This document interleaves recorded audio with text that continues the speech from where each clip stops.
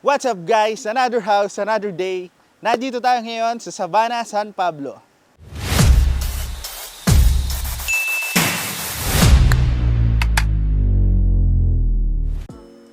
So, makikita nyo ngayon ang mansion duplex. Meron siyang 3 bedrooms, 2 toilet and bath, and 1 carport.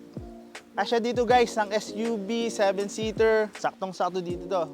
Then makikita nyo sa fasad, para siyang modern American style. Pakita ko sa inyo ang mansion duplex. Meron siyang carport.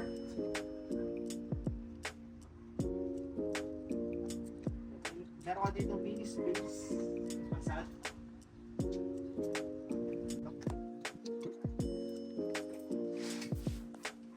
Talas. Then meron din dito sliding doors. Easy access to guys, paglabas ng inyong carport. Then dito sa part na to, nire-recommend namin ipa-close. Pwede siyang gawing extra room or extension pa gawing kitchen or dining area.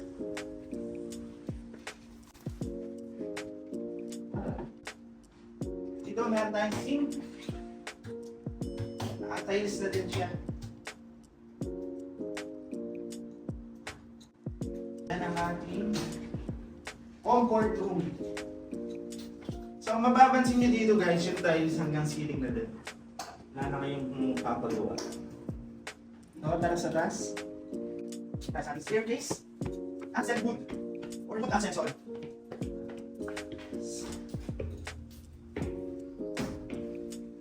Yung ating first bedroom. Sakto to sa isang family. So, one couple, pwede ito sa mga anak nyo at saka yung isang room. For boys and girl. Sakto to. Mabalik tayo sa house to. Then ang ating master bedroom. Look at this guys, oh. Pag-gising mo sa maga, chichilig ka lang.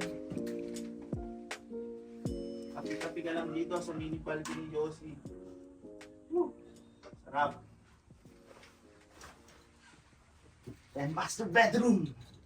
Asya dito mga king bed siguro, mga queen bed.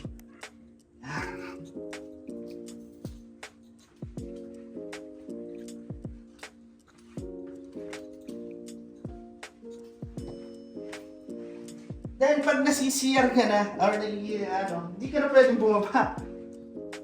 Nandito na ang bathroom. Meron ka ng bathroom pa. Sa second floor. Nakatiles na din to hanggang ceiling.